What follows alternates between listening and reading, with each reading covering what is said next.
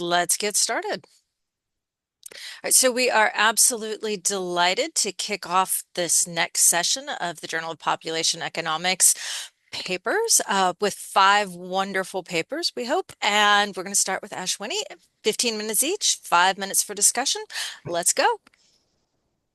Thank you very much. It's really lovely to be here. People can see my screen? Yes. Yeah. All right. So this paper is what we called, what we're calling an Indian Enigma, labor market impacts of the world's largest livelihood program.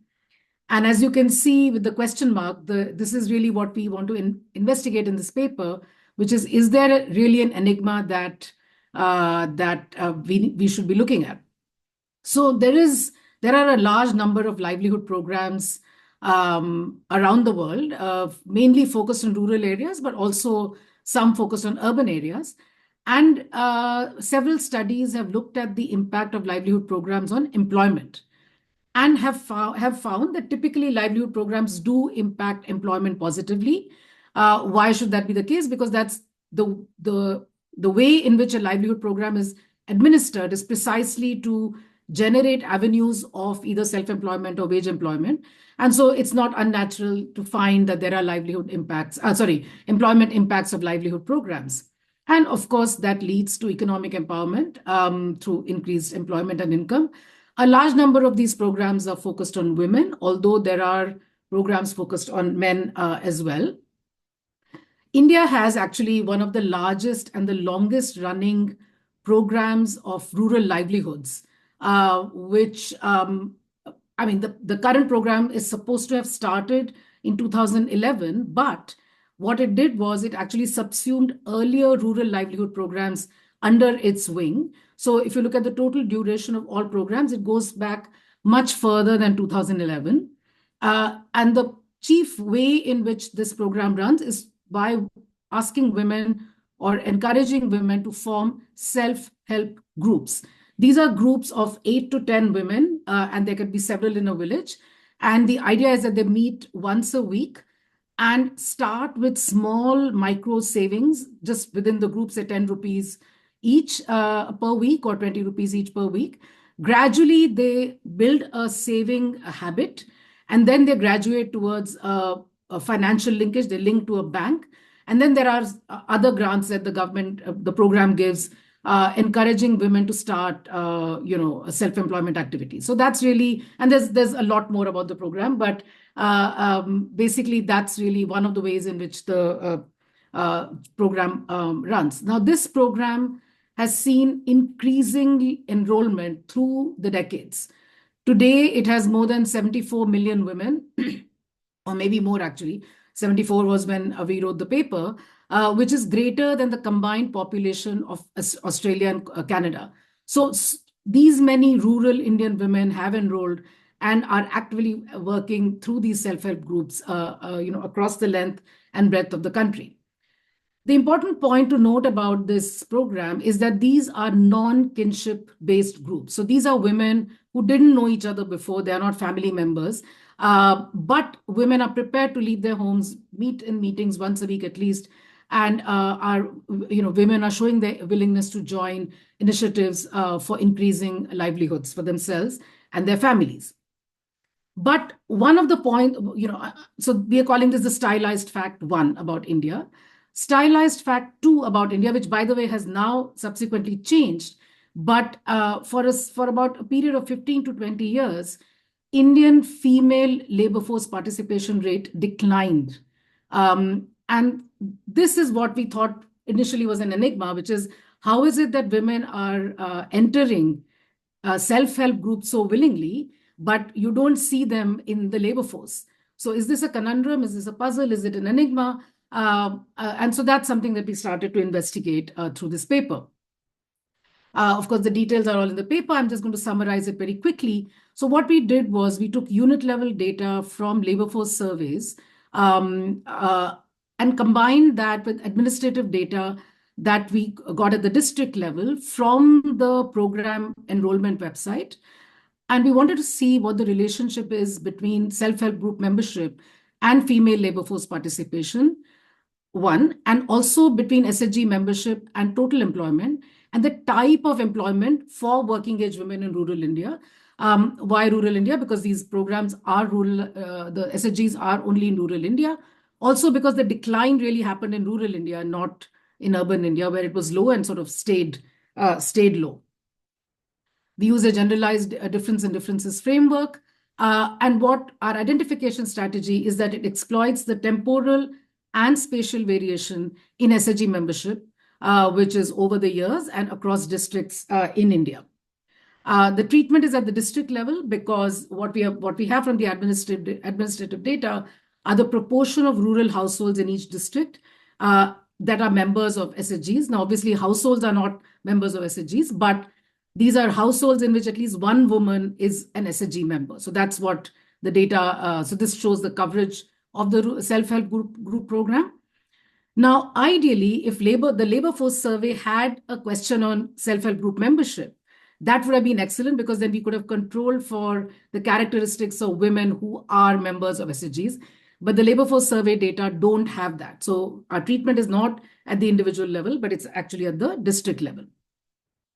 However, in a previous paper, and I'd done a survey, a primary survey in one state in India, which was a very large survey of 10,000 households in 2014-15, where we surveyed women who were members of SHGs as well as not, and we had a bunch of characteristics on those women. So in this paper, we use that data again to do a supplementary analysis, which allows us to more directly link SHG membership with various outcomes, and I'll present those results as well. And so our final sample is basically a district level panel from 2011 to 2020. What it reflects is the number of rural households mobilized into the SHGs. And we merged this administrative panel with the labor force survey data, where we have individual characteristics and whether an individual woman is a member of the labor force or not, as well as her employment status. And the population of interest are rural women in the working age group. So it's a very large sample. It's India. Even the sample surveys are massive. And even though it's not a panel, but these are repeated cross sections, but the numbers are large enough that we can say something about how things are changing over time. And so we have about 606 districts, which is the majority of districts. I think this total districts was 648. It keeps changing, but we have the majority of districts in our data set. The choice of the survey years is not ours. These are the statistical agency. So for example, you see that between 11, 12 and 17, 18, there's a large gap. And then there's, a survey every year, but this is not something that we had under our control. And, all the estimates that we present are weighted estimates. So if you look at the way in which membership has evolved, there's a map from 2011 and there's a map from 2019. Now, the 2011 map is a little bit misleading because it shows very low SHG coverage in 2011. And the reason for that is really administrative because the pre-existing programs were subsumed under this new program that supposedly started in 2011, although it was a rebranding of several different existing programs. And so there was an administrative delay in terms of transferring the records. So actually, when you go to 11, 12, and 13, you wouldn't find such large differences. But anyhow, this is by 2019, you see a much larger coverage of SHGs. And of course, it's concentrated towards the south and the east and a little bit to the west of the country as well. These are the summary statistics for treatment and outcome variables. So you see the NRLM SHGs, the average proportion of in districts, what is the percentage of households that are SHG members, and by 2019 you see about 30%, 31% of households in a district are SHG members. The median is about 24%, and the number of districts I already mentioned. Now the female labor force participation rate in 2011 was about 38%. Then it went down, and then now, by 1920, it started to climb again towards 35. And these are various other indicators that we will be looking at: employment rate, unemployed, percentage of employed, percent females, employed, unemployed, employment rate. And then there are three broad sort of work categories: regular wage salaried, self-employed, and casual labor. And of course, self-employed is a very heterogeneous category, but that's what it is. And so we use that. I already said we use a generalized difference in differences framework, and we estimate a linear probability model, which takes the following form. And beta is really our coefficient of interest, because our dependent variable is the outcome variable, which is for individual I in district T for year, district D for year T. And we look at whether the individual is in the labor force or not, whether the individual is employed or not, or the type of employment, which is regular wage, casual, and self-employment. And then we have the various controls. We also control for the state domestic product, because Indian states are very diverse in terms of their incomes, as well as district level monthly per capita expenditure. Additionally, we also want to share, we control for share of workers engaged in agriculture in each district, because we don't want these results to be affected by agricultural seasonality or shocks that might happen across districts. Sorry, I think one last column is missing here. So this is our first set of results, which is just looking at the impact of SHGs and RLM SHGs on female labor force participation rate and percentage employed. And the columns are basically depends on what we are controlling for. So to summarize this paper, what we find this table, what we find is a strong positive relationship between SHG membership and LFPR of rural women, significant at 1%.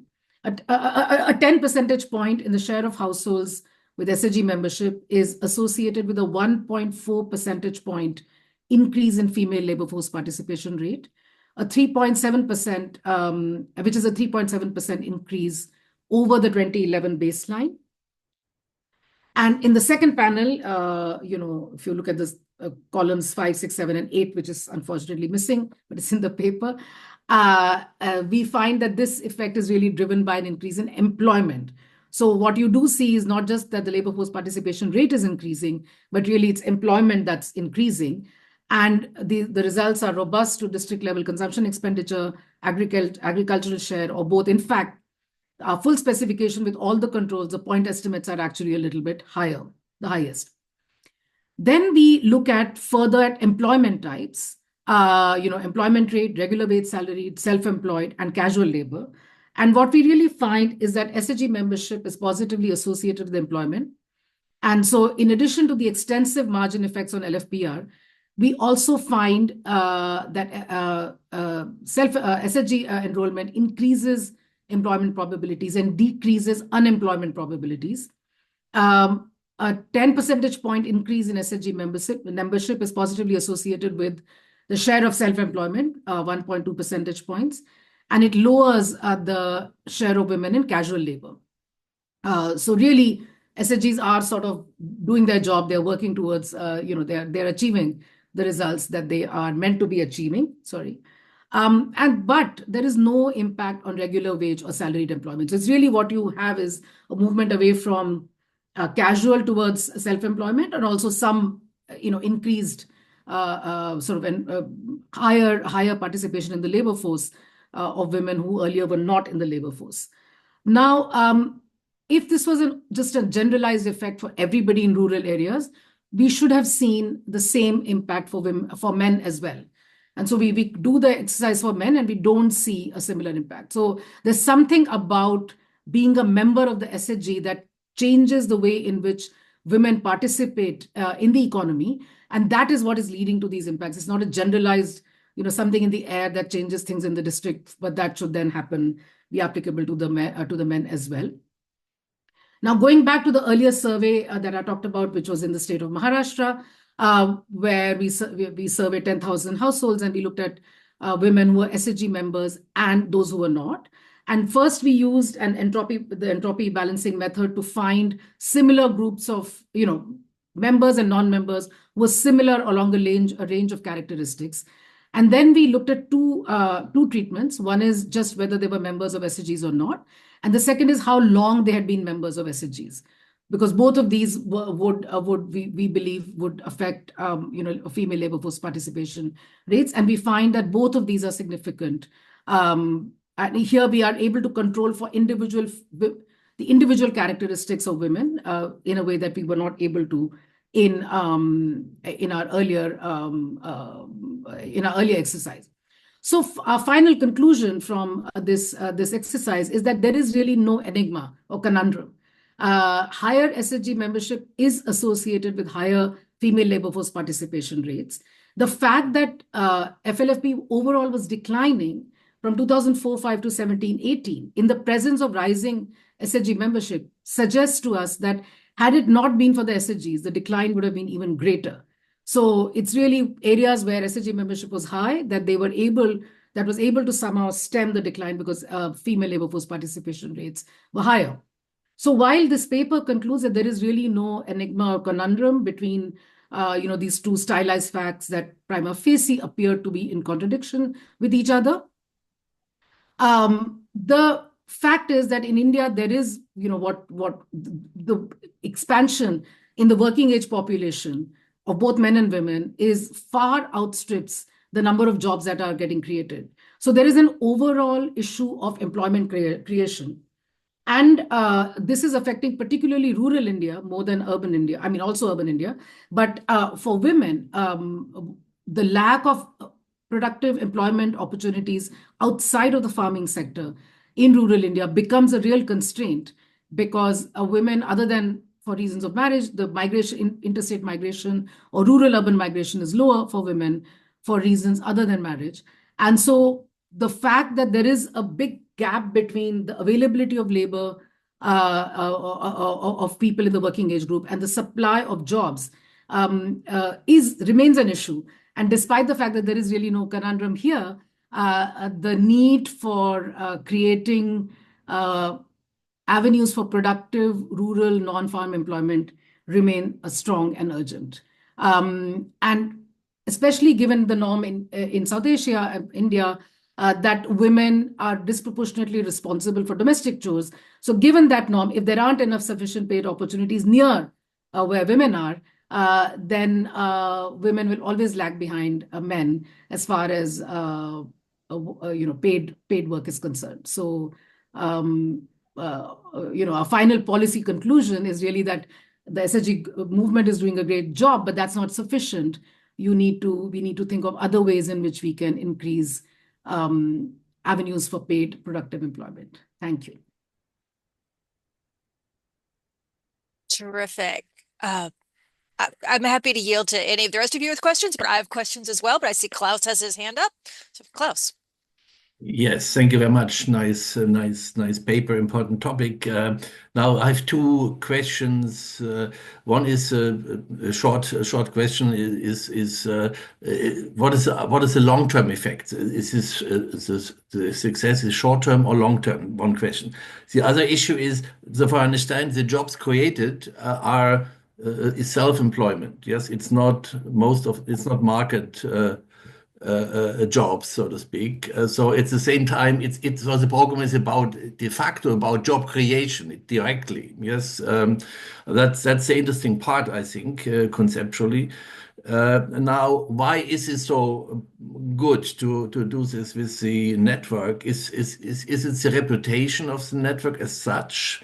Well, it must be more because all the support the network can give to become self-employed, the advice, or is it about information, about possibilities? Can you dig a little bit more into the causes of success? Okay. Yeah. So one is that the self-employment is market oriented. It's not non-monetary. I mean, it may be in the rural areas, but whatever work they're doing is, involves sort of a market oriented activity. So it's not for home production. That doesn't sort of count in this work. I'm not saying that they are big entrepreneurs or anything. It might be really small scale, but it is geared towards the market. So the long-term effect actually, even though we do see these employment effects, the transition to becoming entrepreneurs has really not happened in the long term. I mean, I've done a survey of about 30 years of the SHG movement, and you find that there have been other very significant effects in terms of female empowerment, but not so much in terms of transforming the SDGs into entrepreneurs, women into entrepreneurs. In a way that you see the kind of creation of businesses in Bangladesh, you don't really see that much, that kind of, sort of transformation in India. But I have a paper in World Development using the Maharashtra data, which is called the weak ties of social capital, which is that these are women getting together who are not friends of each other from before, or they are not kinship networks. So the fact that you now know somebody with whom you have a weak tie, that person in turn knows many other people that you otherwise would not have in your network. And these groups also function in a way that they actually encourage women to talk about, the local village administrative positions, who to go to if there's a problem. There's a lot of collective discussion about social issues. So for example, if there's alcoholism, husband is an alcoholic, is beating, domestic violence, what do you do? Who do you need to go to? So overall participation of women in collective decision making, in village activities, in propensity to solve problems of the area, and just in terms of confidence, mobility, all kinds of indicators. These effects are very, very strong. The livelihood effects are not, in terms of magnitude, are not as large, even though female labor force participation rate is going up, but the self-employment is really at not a very huge, it's not like they're not setting up, big establishments producing a bunch of stuff, etc.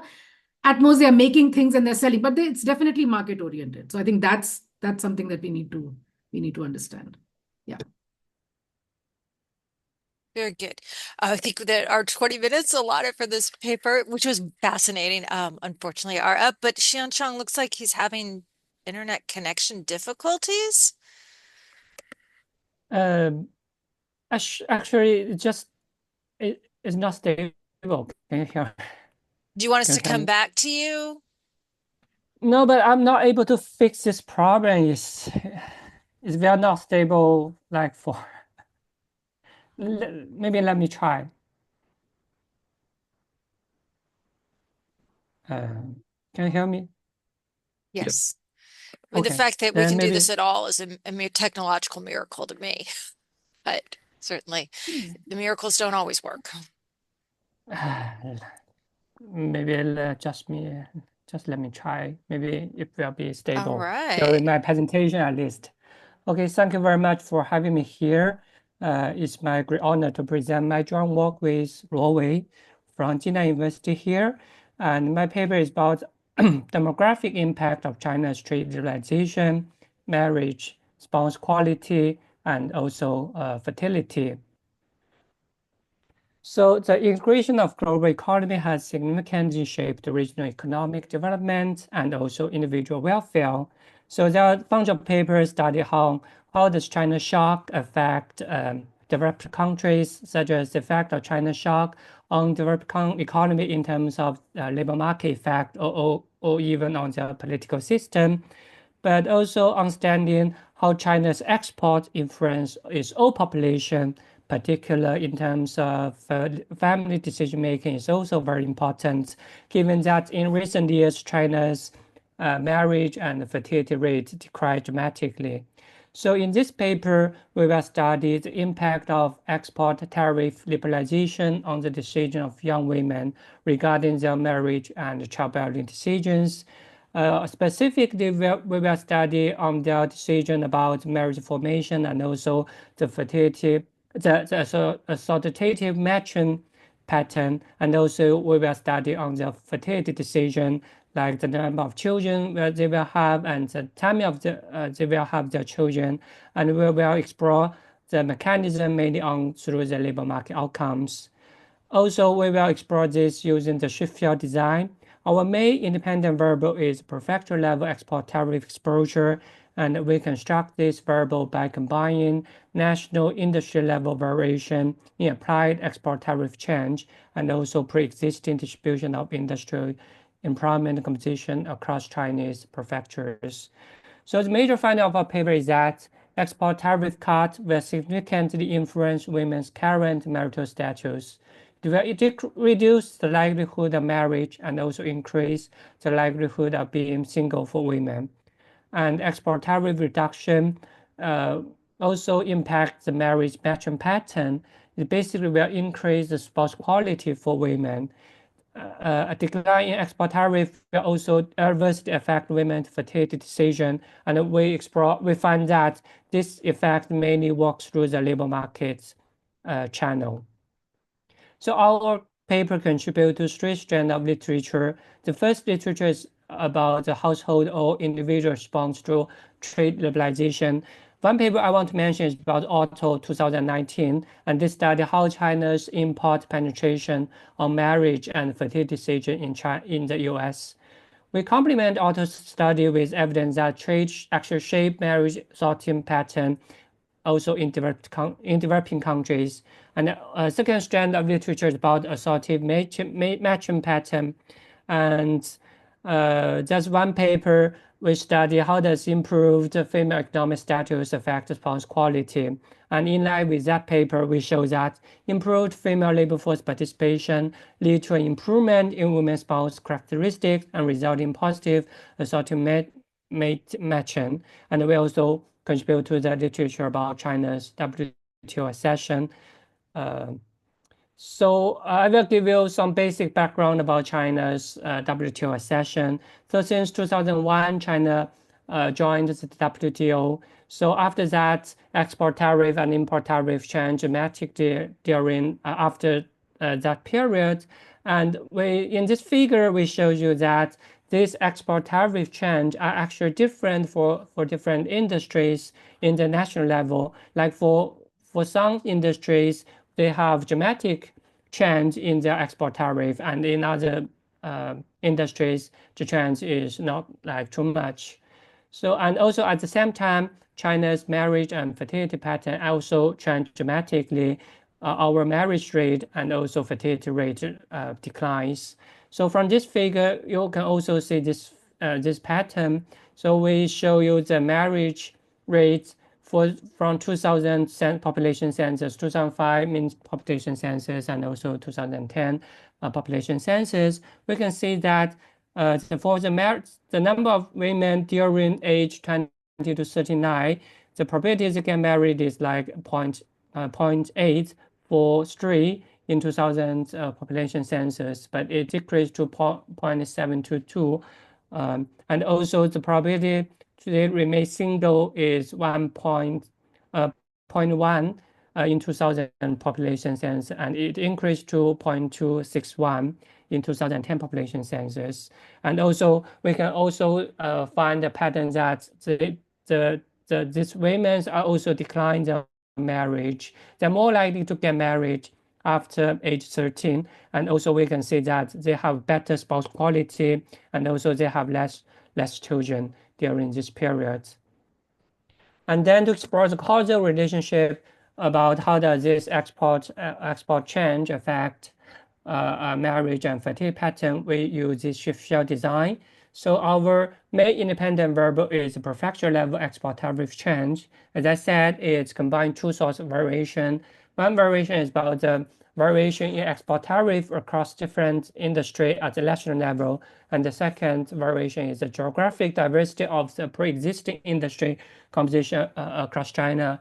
One good thing about China is that China is so big, so we have enough geographic diversity of this pre-existing industry composition.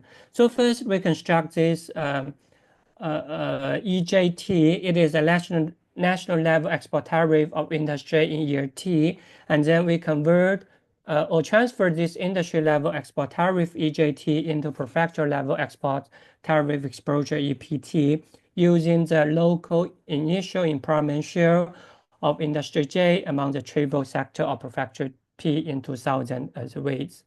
After we construct the export tariff for each prefecture, we can show you this, how does export tariff change over time for different cities. We can see we show you this in this figure, and we can see from this figure that we have enough variation that for different cities, actually the export tariff change is different. And then we construct the prefecture level panel data by aggregate individual level information from population census about their fertility and marriage variables. And we estimate this long difference model following David Otto 2019. And in this equation, delta Y is marriage and fertility decision made by the women, and delta EP tau is the export tariff change at prefecture level. We include different dummy variables like period dummy alpha T and also province dummy delta C. We also control for local concurrent change, such as for prefecture level import tariff change, the share of people with college or higher education, and also sex ratio. We also control for local initial condition like prefecture level female employment share in the secondary sector, etc. We also construct an instrumental variable by exploring the maximum tariff rates, similar brand et al. 2017. And we show here that there's a very high correlation between our instrumental variable and our independent variables. So we first show you how does this export tariff liberalization affect the marital status. From this table, you can see that if export tariff cuts more in one district, and then in this district, the probability women were married become lower, and the probability they remain single will be higher. So in terms of magnitude, we find that one standard deviation decrease in export tariff is associated with 1.33 percentage point reduction in women's likelihood of being married, and also it will increase women's likelihood of being single by 1.27 percentage points. And we also found that export tariff reduction will delay women's first marriage age. The probability they will have their first marriage before 25, it will decrease, and the probability they have first marriage age above 30 will increase. And in this table, we show you how does this export tariff liberalization affect spouse quality in terms of spouse education and also age. And we find that overall export tariff reduction lead to women become more likely to have more educated spouse conditional marrying.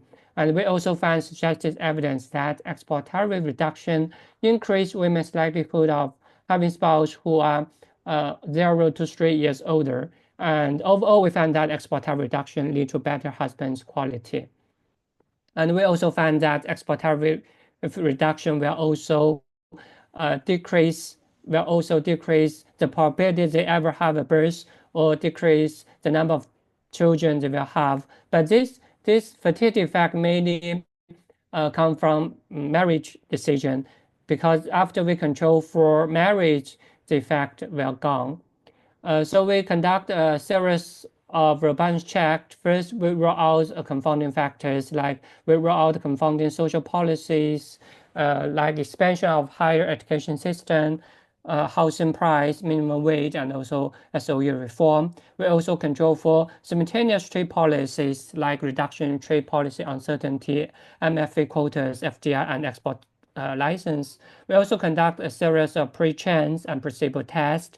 And we find that future export tariff change are not significantly associated with past change in our outcome variables. And for our shift shell design validity, we adopt this approach by this 2020 papers, and we transfer this prefecture level analysis to industry level analysis, and we confirm our shift shell design is valid, and we also adjust migration and sample issue. And for this heterogeneity issue, I will just give you the main results that we can show you that this fact mainly focus on the low-scale young women, because in our study we find that low-scale young women exhibit the most pronounced response to reduce export tariff in their decision regarding marriage formation, marriage timing, and fertility. And we explore the mechanism using urban household survey data set. We find that this export reduction will increase women's wage and income, and the effect is much lower for male, so it will increase absolute and also relative economic status of women. So to conclude, in this paper, we uncover interplay between global trade and individual life choice in terms of their marriage and fertility. And our findings highlight export tariff reduction have an impact on women's marriage, the timing of their marriage, and also the characteristics of spouse. And we also find that it will also decrease fertility. So the export tariff reduction play a pivotal role in enhancing women's economic opportunity related to formal employment and wage, both in absolute term and in comparison in their male counterparts. And we find this is a major channel we have in this paper. And this is my presentation. I'm not sure whether the internet works fine, but this is my presentation. Thank you very much. Wow, that was really interesting. I'll yield to others for questions. If not, I have a question. So I guess at the end of the day, is it welfare enhancing? Are women better off? Because I think of marriage as like being, at least in the United States, a normal good, and presumably that better employment opportunities as a result of tariff reductions are making less skilled women wealthier, yet they're less likely to get married. So how do we think about it? But this is a decision they make. So basically, if they decide to marriage less, or decide to have their children later, or decide to never have any children, I think this is best for them. So basically, this will improve their welfare. Oh, interesting. Yeah, this is a decision made by themselves. So.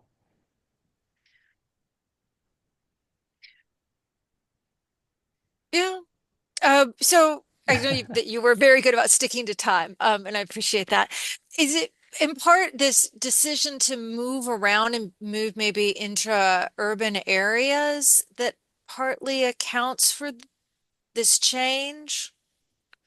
Excuse me, can you say that again? So my understanding is that China's had, a huge rural to urban migration during this time period that is in part linked to changing trade patterns. Yes, yes. And probably also affects marriage and fertility patterns.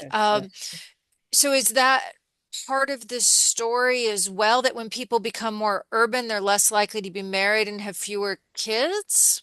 Yes, that I think that's part of our story. But actually, in our regression, we control for this migration, and also we try to roll out this migration subsample, and results are still there.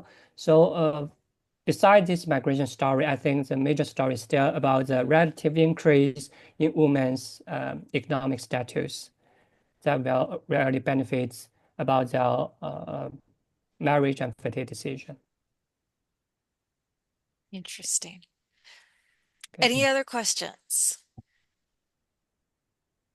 All right, wonderful. All right, so our third paper will be Francesco. So take it away. Okay, so let me share the screen.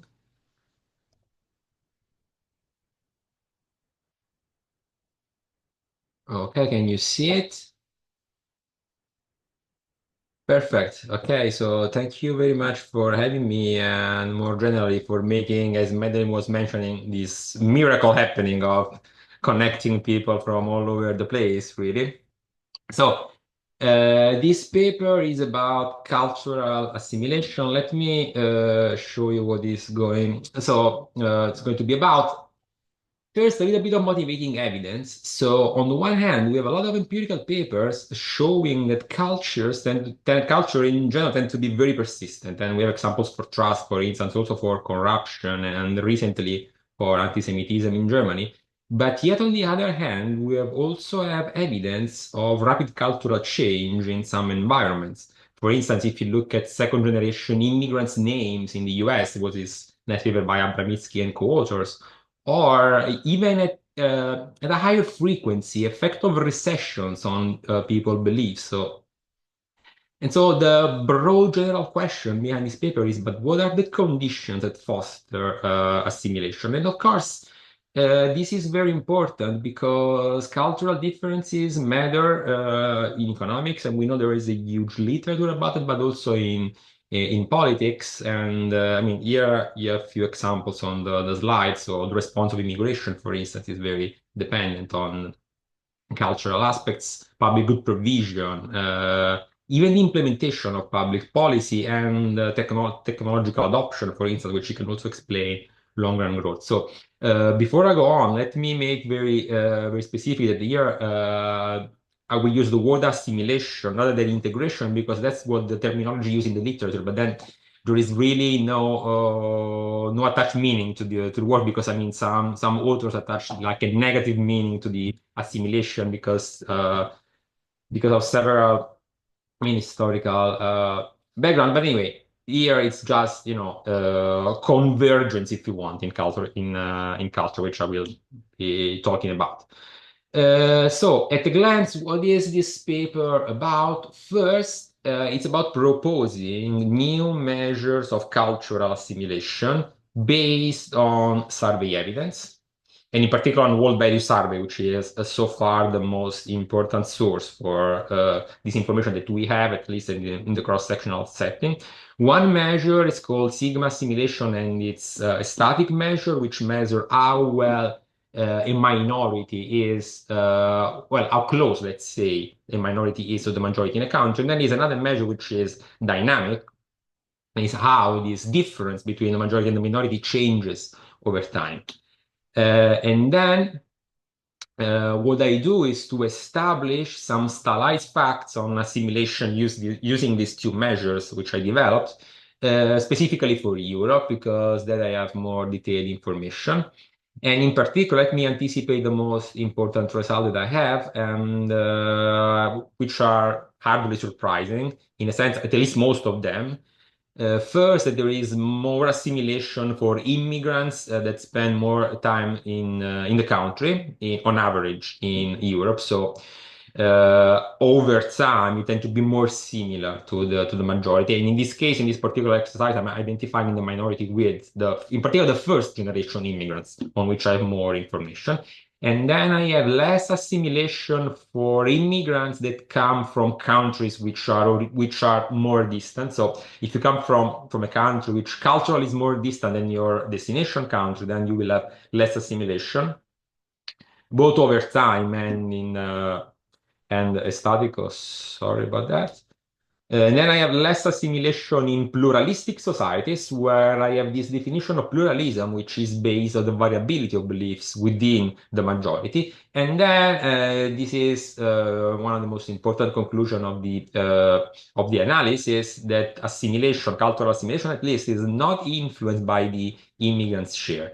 And then, based on these stylized facts, which I document for first-generation immigrants in Europe, I propose a model of cultural evolution and network formation, which is consistent, which can explain this empirically, that is fully consistent with it.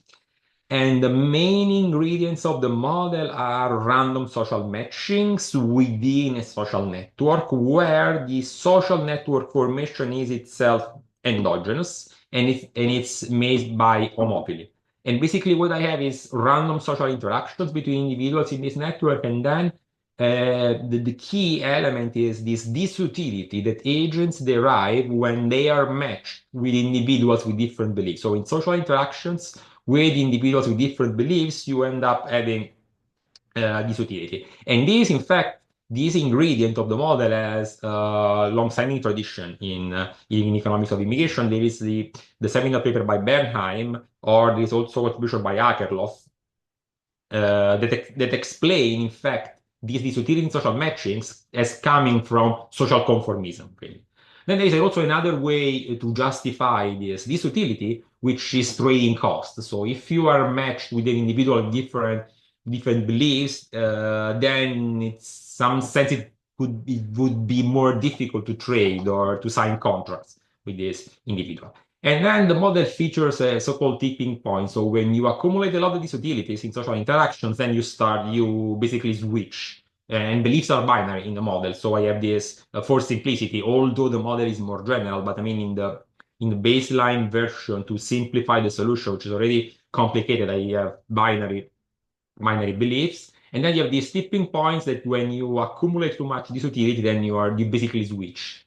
You basically switch, or there is another possible reaction, you restrict your social network. So you have these two margin of adjustment. So in a sense, first you change your beliefs or you restrict your social network.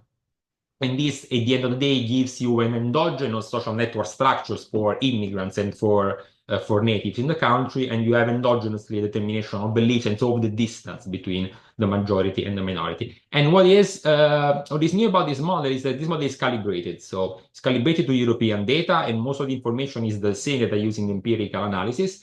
And I calibrate this model and I show that this model is fully consistent with the outcomes for which the model was not calibrated to match. In terms of the literature contribution, well, I already mentioned it. I don't want to spend too much time on it, but again, one main technical contribution, if you want, is to propose this calibrated model of cultural evolution with social network formation, the endogenous social network formation.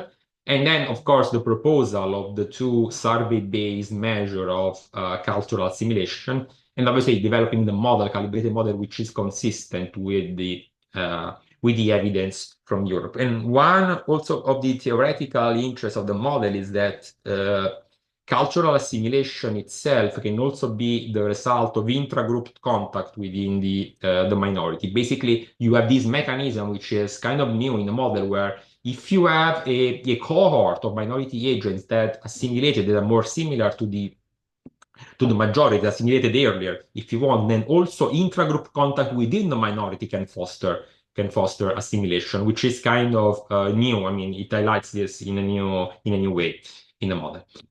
Okay,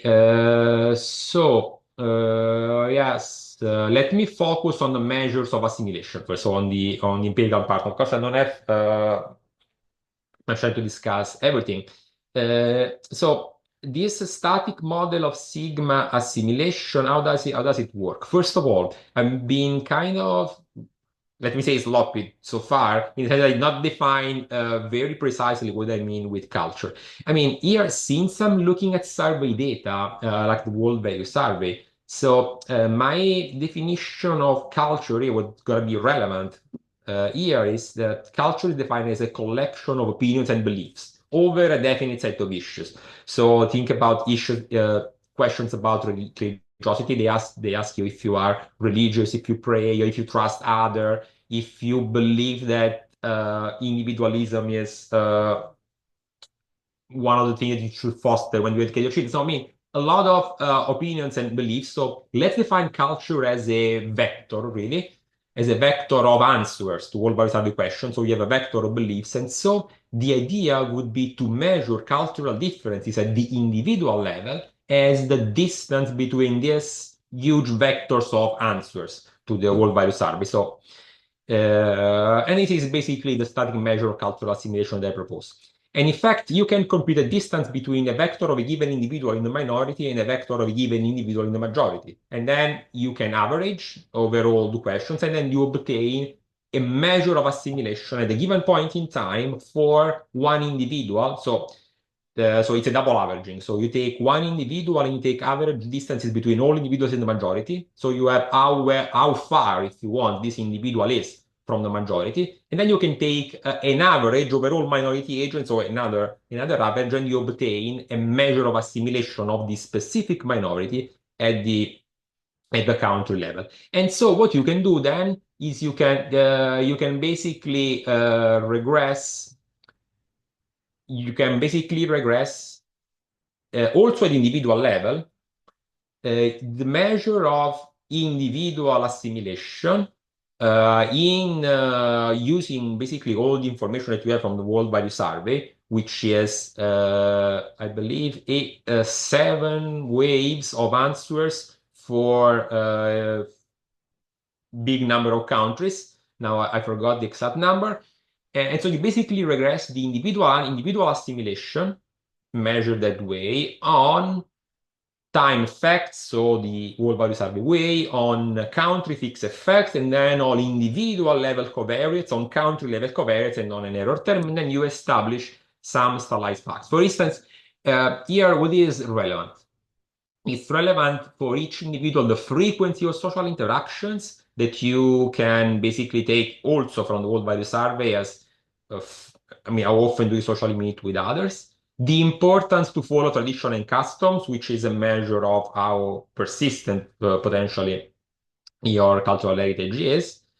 And then you can use data for linguistic and religious distance to measure the distance between your origin country and your host country, to measure initially at immigration how far you are from the country. And then you can also add a lot of individual covariates, like how many years you spent in the country, your age, immigration, gender, employment, religious denomination, which is very important. And then at the country level, you can run this regression with dependent variable, the share of immigrants. So to understand if really the immigrant share, so how big, how many of the immigrants in the country, it will influence your cultural assimilation. And then what happens is basically the stylized facts, which I was mentioning before. So you end up with sigma assimilation, so the static measure of assimilation at a given point in the country, which is not related to the immigrant's share, so it does not is not affected. And then pluralism in the society, so the variability, the variance of the world value survey answers within the majority influences the assimilation of the minority, which is very important. So in pluralistic society, so think about higher variability, higher variance of answers, determines less assimilation of the minority. And then social participation is very important. So the frequency of social interactions influences positively assimilation of the minority. And then there is this relationship with the importance of tradition, which is you have a convex relationship with the importance of tradition. I'll show you the empirical result in a second. And not surprisingly, as I was mentioning, you have less assimilation of immigrants in case they come from a country which is culturally more distant initially. And also more assimilation if you spend more time in the country. There are also some additional results, but additional results which I cannot really, which the model is not meant to match, so which I will not really, which the paper is not focused about, and then I'm leaving for future research. And one interesting finding, which I plan to exploit in the future, is that age does not matter, does not explain assimilation, age at immigration. So, which is, somehow puzzling. And again, I'm doing some work right now to see how robust this is. And the other fascinating finding is that women tend to be more assimilated than men, and that's probably because of marriage choices. But again, I'm not sure about that. So I'm working on it. So these are the empirical results that I was mentioning. And then the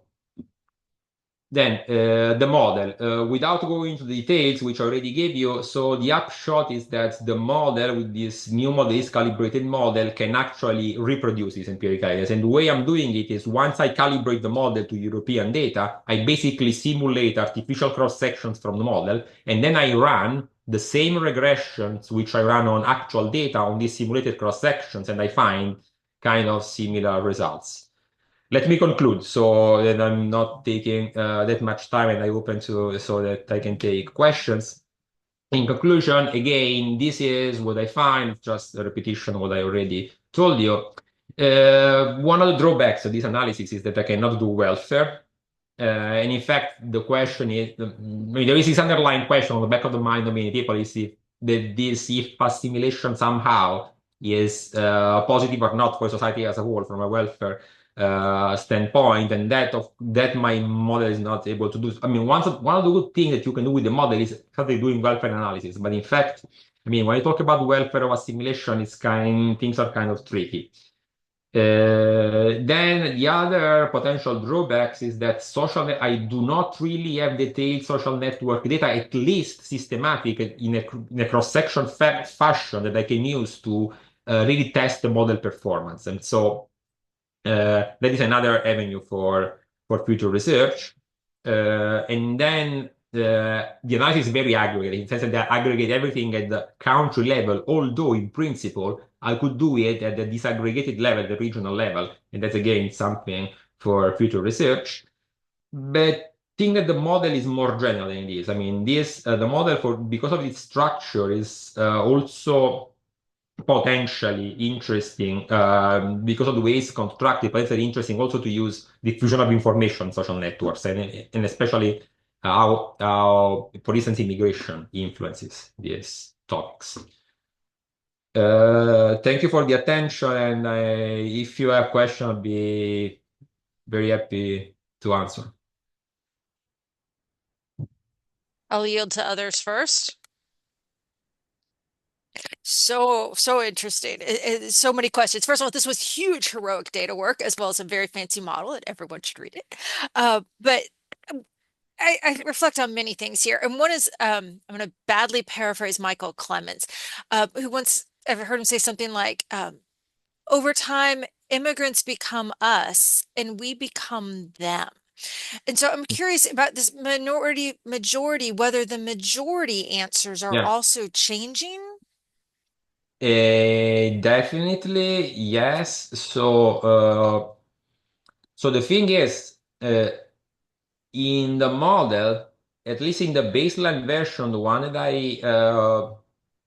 I'm focusing on today, I made the decision to simplify the solution so to allow only immigrants to change, basically to have the actual. But in fact, what you are mentioning is exactly what I think is happening in the real world. That basically there is this convergence where I mean, also majority individuals tend to change, and in fact, I mean, in the model, that could be allowed. In fact, the solution is slightly more complicated, and also the calibration of the model, the results. The thing is, the results do not change significantly, at least most of them.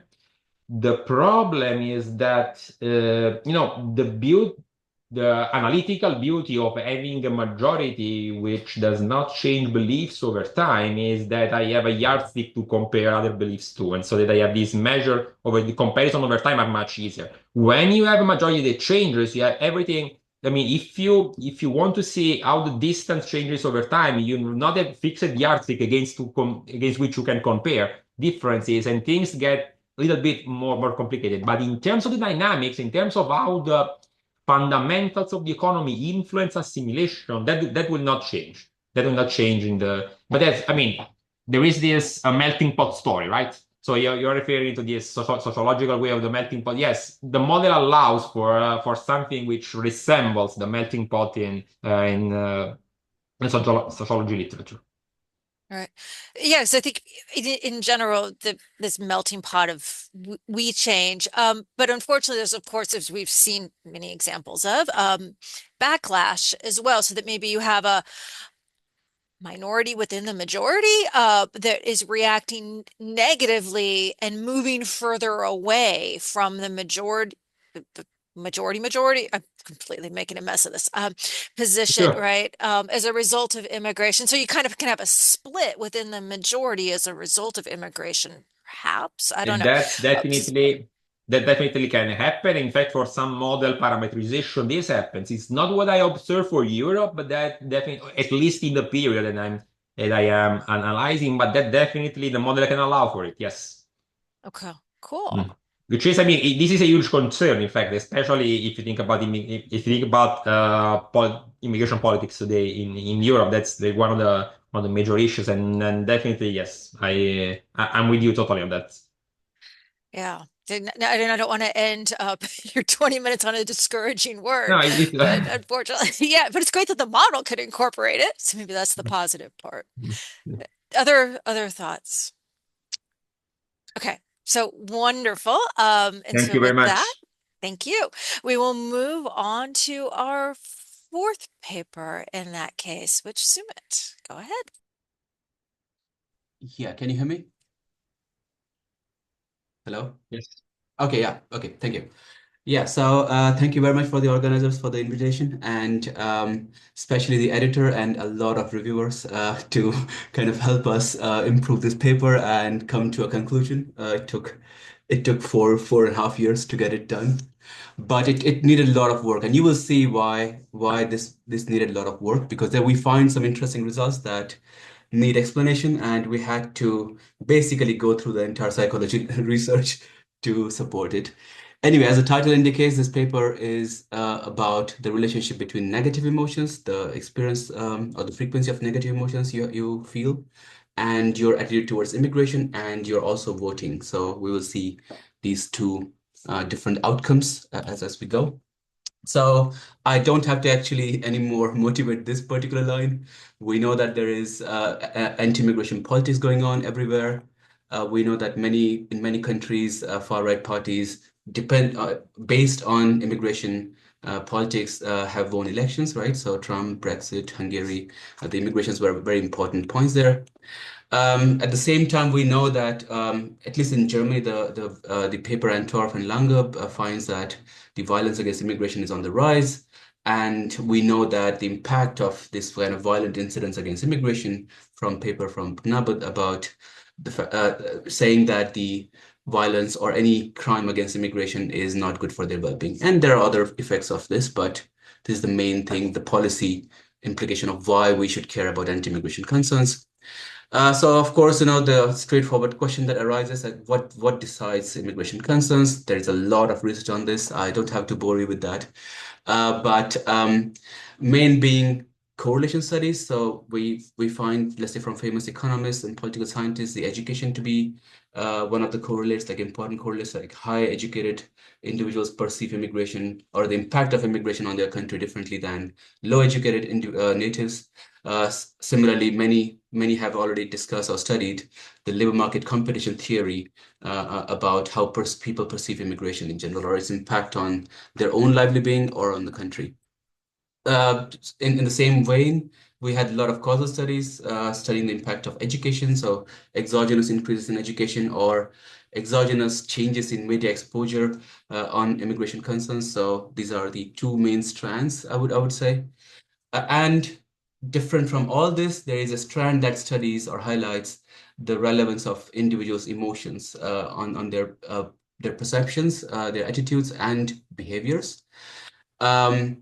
This research finds that emotions predict individuals' risk preferences, their consumption and savings behavior, earnings later in life, and also policy preferences. Especially, I think this paper, if I remember correctly, it studies the impact of emotions, or let's say relationship of emotions on individuals' climate-related policy preferences.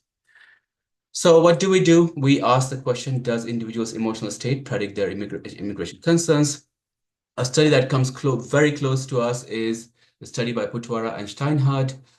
They study the relationship between bitterness, the feeling of bitterness that individuals have, and their immigration concerns. It's a correlation study, and we began this project aiming for causal evidence, and it's still there. There is a causal part in this paper, but it has been, let's say, rightfully brought down with its implications, and we will see where we have taken it. So again, the question is, do negative emotions predict immigration concerns? We use German socioeconomic panel data. The dependent variable is immigration concerns, so worries about immigration. The variable takes the values from 1 to 3. That is 1 being not at all worried about immigration and 3 being very much worried about immigration. Then explanatory variables are, explanatory variable is any index. So what is this any index? It's basically a composite index of 3 different negative emotions that we have picked up from subdata. These are basically frequency of sadness, fear, and anger that you experience in the last 4 weeks. The 3 component indicators take the value from 1 to 5. So 5 means the highest frequency, highest frequency. And we use the principal component analysis to extract variation from these 3 emotions to get our any index. The any index that so forth constructed explains the 60% variation in these three emotions. So it's the first component that we picked up as any index. I would like to show you the summary of the variables that we have used. So I have shown, for instance, in this table, the dependent variable, the mean and the standard deviation for the entire sample, then for males and then for females. So you see that on average, males show a bit higher level of immigration concerns than females. The explanatory variables, as I said, the anger, fear, and sadness is three negative emotions. And you can also see that for some reason, anger, males are slightly a bit ahead. Also for fear, males are a bit ahead on average, and also for sadness. So I'm not sure why that is, but yeah. We use several state characteristics. So I will go back. Sorry, I will have to go back to, yeah, this explanatory variables. Control variables are different individual level characteristics. So age, rural residence, marital status, and employment status, state of residence. We also control for person fixed effects. We realized that they were one of the most important controls in our analysis, and we believe that they capture these level differences in concerns due to person-specific time invariant factors. So, for instance, their ability to manage their emotions or even the role of personality traits that doesn't vary much through time. So it varies a bit, but not so much through time. State level correlates were growth of immigration population, unemployment rate, GDP per capita in your region of residence. Okay, so yeah, is that level? The estimation strategy, we begin with correlation model because, as I told you earlier, IV it was the main focus before, but we have reduced its importance. So we start with our OLS and fixed effects models, and then we kind of focus on the point that there is potential endogeneity of any index in this relationship. So that is, maybe one can think of reverse causality as well, right? Like if you think too much about immigration, maybe you will watch too much social media, maybe some parties' political agenda, political propaganda, and you may feel negative emotionally, right? Because you're just following too much immigration or anti-immigration news, or too much positive, both way, right? Can go any which way. So to address this potential endogeneity, we exploit the exogenous variation induced in negative emotions by individuals' parents' death. And we were very fortunate to have been working with German socioeconomic panel data because we have a very detailed idea of when the survey respondents' parents, so mother or father, when they died, which month and which year. So we exploit this to kind of get to the fact like how this particular event triggers this exogenous variation in your negative emotions index, and how we can explain the impact of negative emotions on your immigration concerns and voting patterns. I want to show you how relevant this first stage is. I would just show you this graph, and I think it's very well self-explanatory. We did not expect that. We were really surprised when we saw this graph.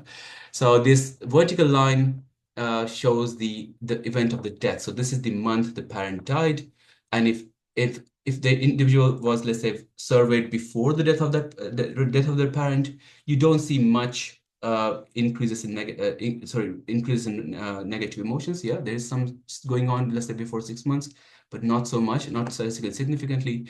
But however, in the month that the father or the person's father dies or mother dies, you see a big increase in negative emotions, and then that increase stays for at least 1 year, and by 1.5 year time it goes back to normal. So the bereavement period is, let's say, around 1 year. So coming back, so we exploit this exogenous variation, right, to estimate the impact of negative emotions on immigration concerns. So what we find. So if we just go by the correlation results, I can quickly show you a simple graph and you can think about it. So on the x-axis, we have these different emotions: anger, fear. How often did you feel anger, fear, sadness, shown by different symbols. And on the y-axis, you have immigration concerns, and you see that there is some positive relationship that is to have. In terms of modeling, one can think of a formal modeling in this case, and you also see that OLS results. So first, all entire sample, then male, female, For OLS result, you see a positive and very significant impact. As I mentioned earlier, the person fixed effects are very relevant here because you see the reduction in magnitudes that you see in the column 4, 5, 6. And in column 7, 8, 9, we see the IV fixed effects regressions. This is the first stage. First stage is very strong. We also have shown this efficient for F36 for the first stage, and they're also much larger than the threshold that we require. What is interesting is that when we, and that's exactly where one of the reasons why this paper took long, because there were some results we had difficulty to explain. So for instance, I can show you here, you don't see any male-female difference in correlation results. So it's not that big, right? There's something here in OLS maybe, but not that big. But for particular IV, we had overall, there was no effect of negative emotions on immigration concerns. For male, there was nothing impact, in fact, a bit slightly negative, but let's not talk about the science yet. And for female only we found. So the interesting point was this result is that for correlation, we don't have any gender difference, but for IV, we were consistently finding gender difference. And that's where we had to kind of go back to psychology research to find out, to explain why this should be the case. And we have summarized several theories in the paper, and I welcome you to kind of read that. However, that's where I would leave here because it's a bit more interesting topic.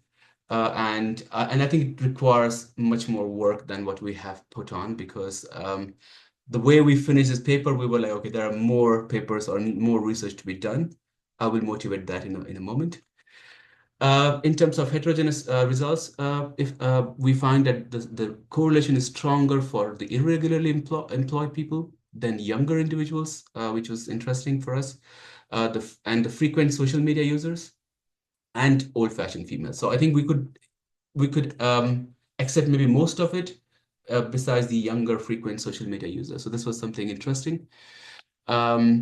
The IVFE results, as I summarized already, it conceals the average impact of negative emotions on immigration concerns. The gender, we found out positive impact among females, no effect in males. And then we were also tasked to study the channel, like what explains the channel, like how we can explain these gender differences. And the one we could pick up is the concern towards international terrorism, that somehow we could find out that the females are more concerned, or their negative emotions are more expressed in their concern towards international terrorism than males. Then we had this part of this result that we don't have in this current version, but this we want to kind of study much more deeper later on, and I will motivate why, which is the female subsample. So what is happening among females in the IV results? Yeah, we found out that the exogenous increases in negative emotions induces far-right support and its intensity among females, which for males we don't find anything. Okay. And similarly, no effect on their far left support. So basically, the exogenous increases in negative emotions somehow make female vote far right. And it could be kind of imagined now in last few years. For instance, we see many far right parties leaders are females. There are many females are not shy away from voting far right or being supporters out in open, whereas traditionally you would have expected females to be more pro-distribution, right? Because of they take care of the family, etc. So this was the idea. So even Democrats, in the US, for instance, you saw that they were really appealing to female issues more.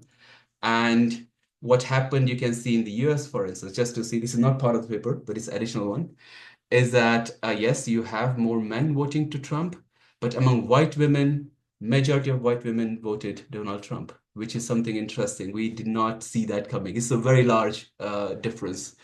You would expect, after talking about all female topics by Democrats, you would expect white women, or at least in general, they will have more women voters, but that doesn't seem to be the case. Oh, sorry, I went to the wrong screen. Yeah, okay, sorry, I have to go back. I think I went to the wrong one. Okay, so with this thought in mind, I would leave you with our two small contributions that we make. One being that we want to contribute to the literature studying determinants of immigration concerns. We started with the causal inference story, but the paper now majority is correlation. Very interesting. So But the point was like we were really obsessed about the causal portion, and yeah, we had to kind of let it a bit more, put another second most important contribution, that is being that we our paper also contributes to the small but growing literature on the causal impact of emotions. Yeah, and thank you very much. Terrific. Obviously, these two papers flow very nicely from each other. Questions for Sumit? I have a quick question, if I may ask you. Sure. Oh, okay. The sample I know about, the soap sample, Sumit, I think goes from mid 80s to whatever 2020 or something Yeah. like that. So Yeah. what was the time frame you covered? I mean, maybe I missed when Yes, you 2007, 2019. It's basically depending on the availability of emotions, I think. They started emotions in 2007 or so. Oh, okay. So So that I was remember. okay. Yeah. So when I look at your sample of whatever overall sample of about 266,000, and you have a respondents about 42,000 or something. Yeah. It's a So very so large. Yeah. it is what I was curious is, on an average, when you look, I mean, since it's a panel, like Yeah. whatever they've followed, I mean, what is the minimum number of observations you had for a particular individual, or what is the maximum? I'm just curious, like whether. I don't remember, but it should be minimum, of course, should be one, right? Because there are Yeah, people minimum coming. is one for Yeah, sure. yeah. Maximum, I'm sure, like this sub is very interesting in the sense that it has a good coverage. So some people are really a sizable portion is at least 30-40% people have been reporting every year, let's say, right? So it's not, of course, going to be 100%. It's not going to be No, no, balanced per no, se. I understand. No, no, Yeah, yeah. I know. I know that it's But not a balanced panel. yeah, but it's I still was very just, large. It's a large portion okay. because you'll be surprised how consistent sub sample usually are, because some Yeah. people really care about surveys, you know. So yeah, Thank you. Thank you so much. you're welcome. May I? Yeah. So I was wondering if you tried using disaggregated measures of negative emotions as exploratory variables. And so Yeah. if we can have more insights on that. Yes, it's a part of the paper. That's what made the paper longer now. And so I just showed you the any index, but we also have a lot of big tables with all these disaggregated emotions separately shown, separately estimated together, estimated as dummy variables, estimated as ordinal variables. So we have a lot going on there. So I welcome you to just have a look at the Okay. paper. Yeah. This may be completely speculative, Sumit, but the sex difference between men and women in this, is it because women receive benefit more from services provided by immigrants? When they lose their parent, they're worried about having to turn to maybe it's not that they benefit from services provided by immigrants, but I'm trying to think why there's this gender difference. And at least in the United States, certainly, women are doing more household production, and they're maybe benefiting more from their parents providing childcare and help with some of that household production, or they were taking on that care burden with parents. Now it's here that if you see the results, the for females increases in negative emotion increases their anti-immigration concerns. So they're being more anti. So in this case, the way you have to think about it is there could be several theories, right? So one being is that, and that's what exactly we had to study in the psychology research, is the transmission of emotions to your immigration concern perhaps could be a bit more incidental. So you have some bereavement, right? And let's say you're sad and you take it out on someone else. So you're carrying your negative emotions on something else. And in this case, I think the immigration also crowds out females many times out of the labor market on many jobs. So they're competing for similar jobs because the jobs taken by the males are relatively stable. Like, oh, these jobs are like male jobs, right? But in the service industry, for instance, you have more females in other cases. So um, I've seen that, at least for some papers that I've seen today, is that it's like crowding out effect that females actually go through a lot, and that may be what it is. So the negative emotion may be kind of being incidental in this sense, being expressed as anti, like, from them being anti-immigration. Yeah, it's just interesting 'cause it's like a local treatment effect for the death of the parent changing differently men and women, that's hard to Yeah. wrap one's mind around. I Yeah. think fascinating. Absolutely. Other questions? All right, with that, we turn to our final paper, which I think has the longest list of co-authors and is the most unique, perhaps, of every paper that the journal published in 2024. So, Aurélia. Thank you so much. Can you see my screen? Yes. Yeah, so it has a long list of authors, co-authors, because it's a joint work with researchers, but also from people working for the International Cocoa Initiative and also from people working for the cocoa industry. So the title of the paper is Estimating the Prevalence of Child Labor in the Cocoa Industry via Indirect Elicitation Methods. And this is a mixed method study.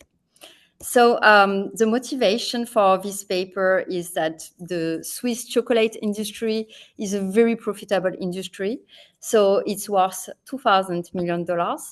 And the industry has committed to end child labor.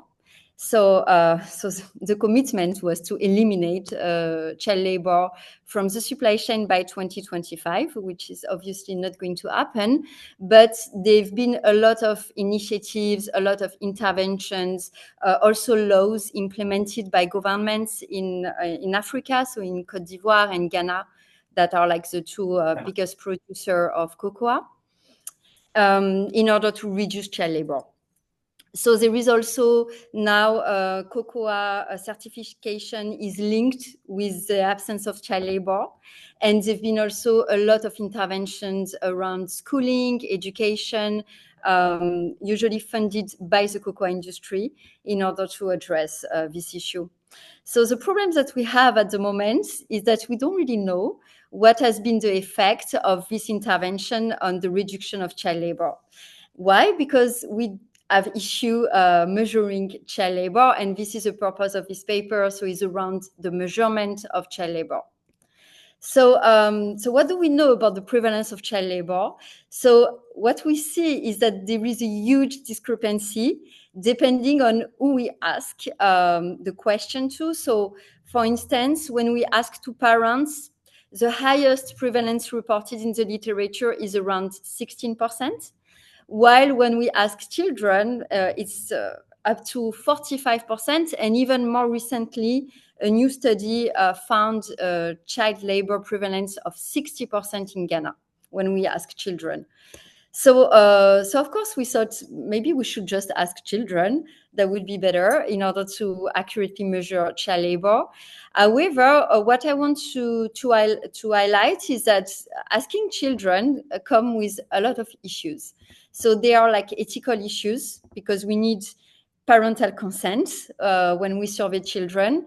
And of course, this may expose children to the risk of violence if they report child labor. And also, studies recently have collected this information from school surveys. And the problem, of course, with school surveys is that not only they require administrative authorization, so there is a bit of logistics, but also it may lead to sample selection issues, because, of course, we only observe children who are in school, and children who are more likely to be involved in child labor are also more likely to be out of school children. So it's a bit of an issue. Finally, there could be some misreporting also when we ask children. So they could still underreport because they might know about the illegality of child labor. On the opposite, because there have been a lot of interventions where children were receiving benefits in order to reduce child labor, their involvement in child labor, they may also over-report that they work in order to get those benefits. So it's also not so straightforward on how we should interpret the prevalence of child labor when it's estimated from children. So what we do in this survey is that we ask whether the solution would not be to still ask parents, but instead of relying on self-report, maybe we could use indirect elicitation methods. And so this is what we are testing in this study. So we are not only doing a quantitative study, but also doing some qualitative, using qualitative methods such as in-depth interviews in order to understand why farmers are not willing to report child labor. So we do that in 4 regions in Côte d'Ivoire that are like very important in terms of the cocoa culture. So most households living in those areas, they live on cocoa culture. So I will very briefly explain the conceptual framework because it's very important to understand the method that we used to measure child labor.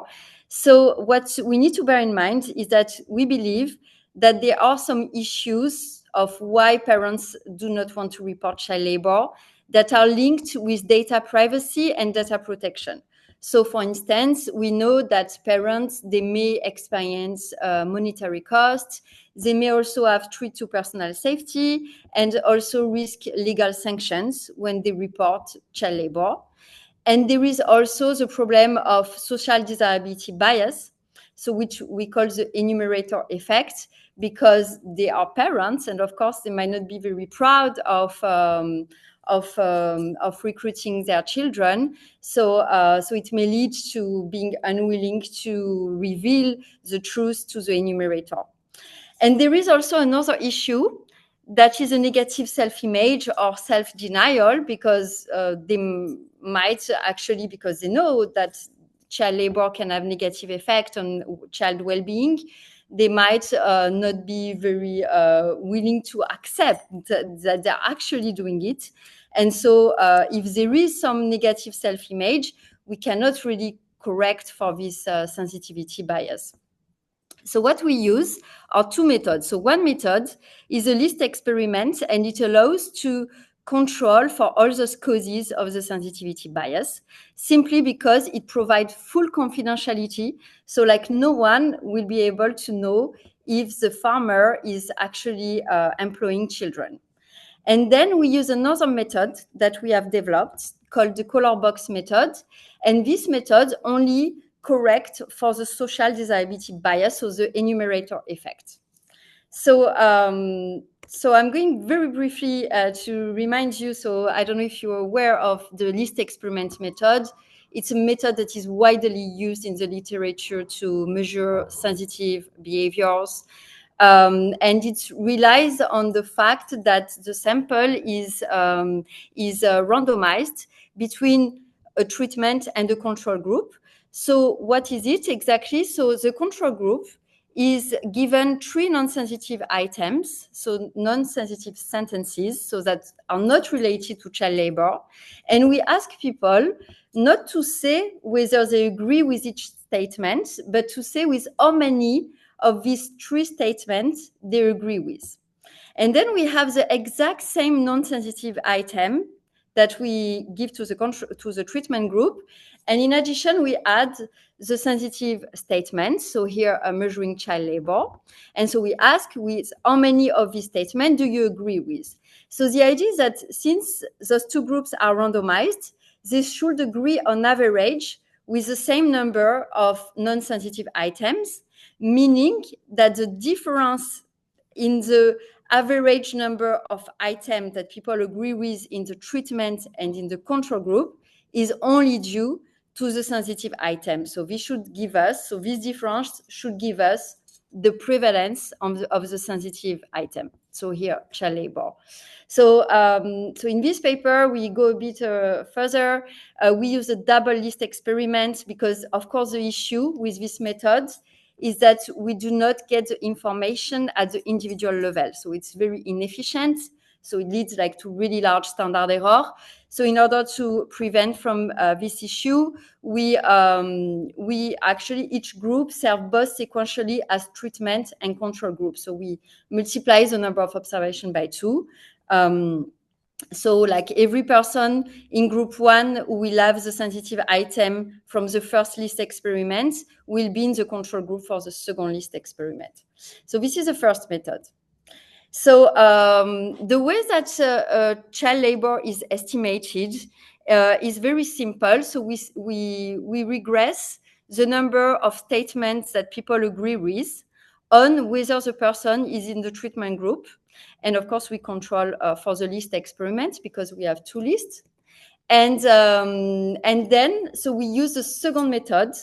So the second method is a method that we have developed. It's called the color box method.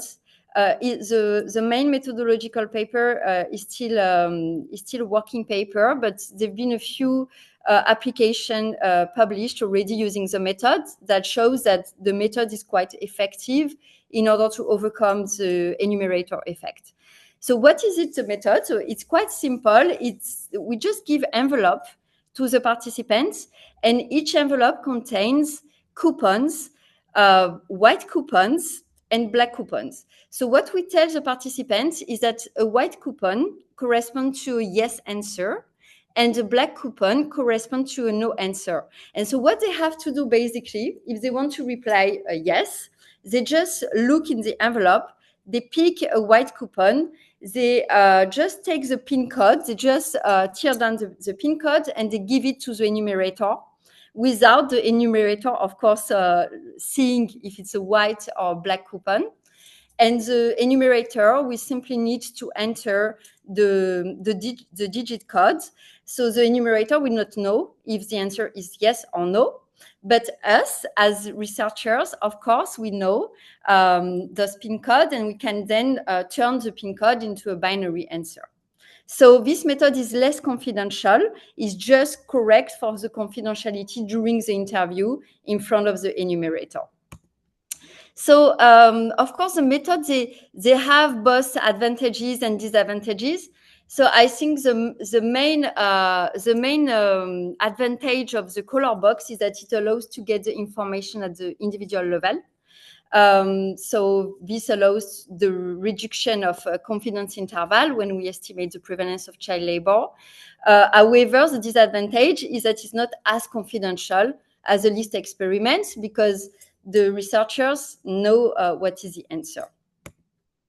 So very briefly, I will not have time to present the qualitative results, but regarding the quantitative study, so we have 1,741 cocoa producers that are randomly allocated to the 2 methods. So either the list experiment or color box.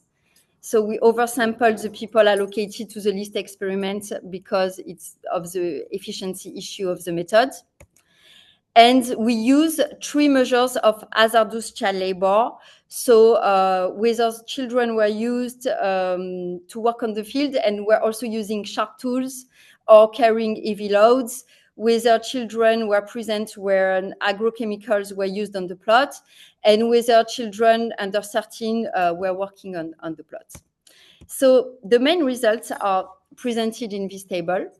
So here we show that there are differences between the self-report and the list experiment and color box results.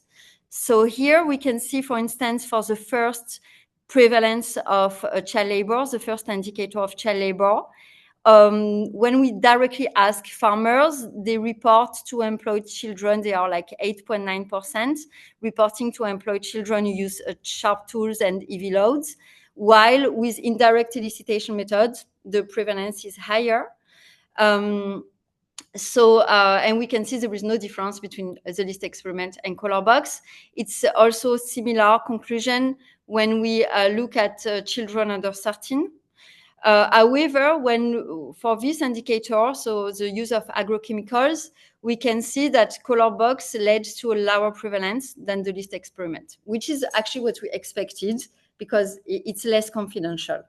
So then after, so we have all the qualitative studies that explain why there is this difference between self-report and indirect elicitation methods.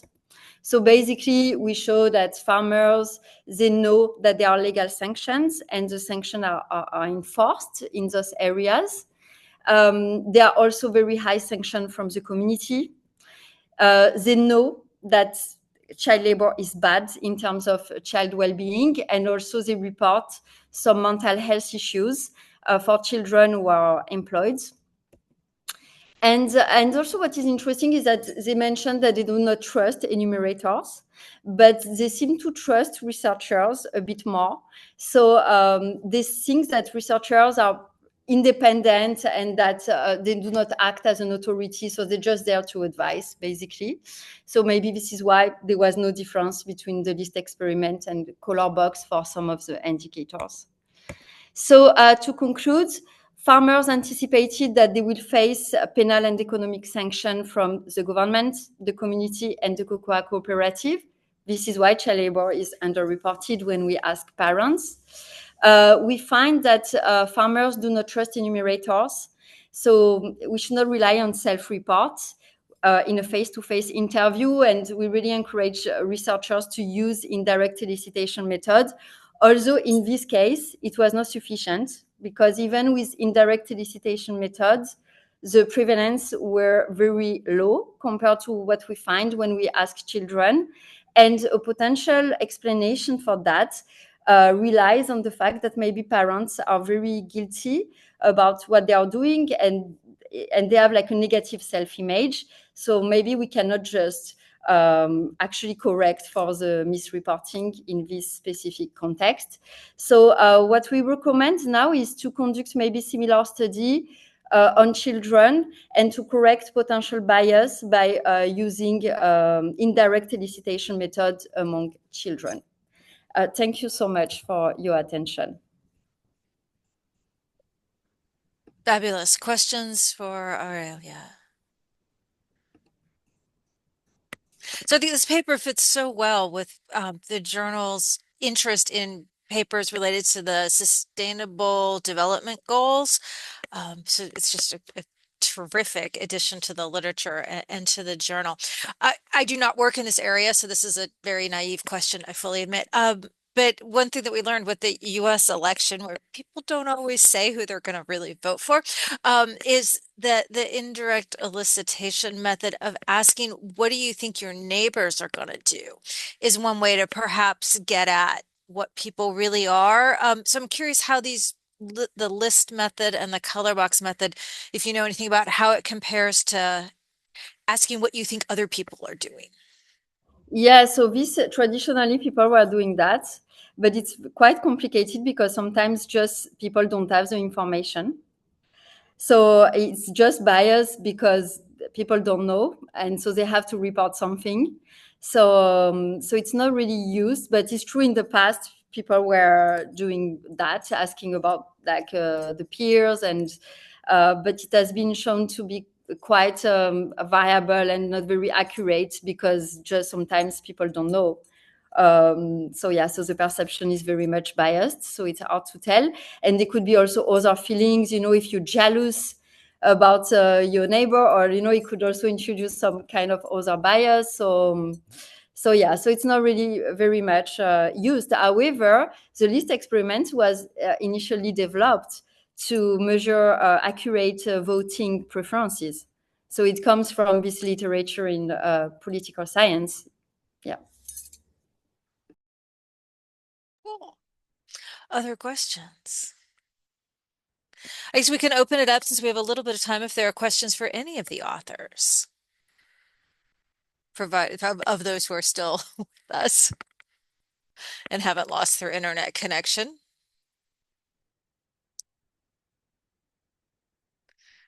So Klaus, I guess I hand it back to you then. Thank you. Thank you very much. I think this is the fifth session on this conference on journal articles. It's also the last session on journal articles. We are still ongoing with the job market. Let me explain also to this session that we, as a journal, like topics. Child labor is a wonderful topic, well, a huge issue, but a wonderful topic for our research. And also methods dealing with the challenges we have seen just now. That's certainly something. Now we don't have special issues in the journal, for many reasons. First, we do not believe in that other people handle our journal, we as editor. But also, yeah, we know that, of course, clustering of articles might be useful for visibility. So that's why we have followed the proposal of the publisher to have what is called collections. So we have collections in various topics. This also helps us in a situation where we have moved this year to continuous article publishing. Continuous article publishing means a paper which is accepted in online.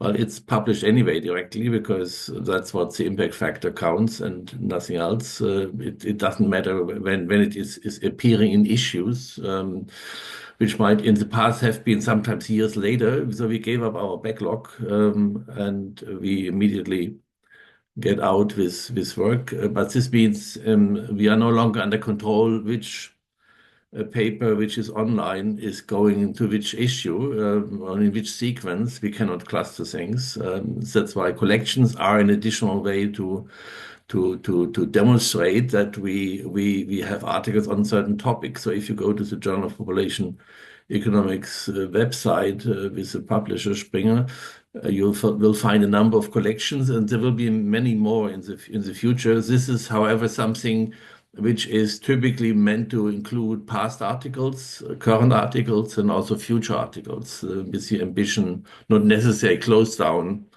the access to collections in the future. This also means there is no longer waiting for other articles connected to the topic. Let me recommend you looking inside. Also, if your paper is open access, that's wonderful because then anybody can read and look and download everything at all the time. Not all of you can do this or have done this. What Springer Nature offers is what is called a read link, or what we call a read link is a code which makes your article, even if not open access, freely accessible to anybody.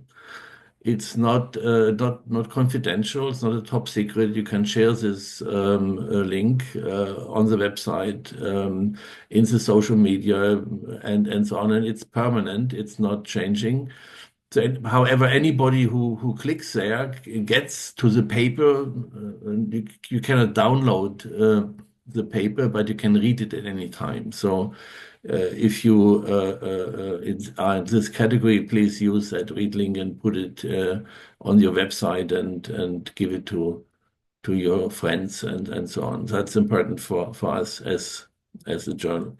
Okay, Als, I mean, thank you very much for joining the last round, and also Madeline, of course, for running the show here. It's a chance to interact with our authors directly, but also see the editors, not necessarily those who handled your paper. Okay, so hopefully we see you again with good articles in the future. Having published once with us is not an issue. You can publish again. Yes, that's certainly true. Also, yeah, so we have increased the size of the articles we are publishing. We are publishing now nearly twice as many as, let's say, 5 years ago. But we have also 1,000 submissions this year. Yes, this means that the 70 or so, 75 papers we publish this year shows that the acceptance rate is around 8% at most. Okay, so that's it. I would like to end here. Thank you again. Wish you nice days before Christmas, and of course, a nice Christmas time and a good start in the new year. Thank you very much. Yes. Thank you all. Congratulations on your wonderful Thank you. papers. Yeah, perfect. Thank you. Thank you.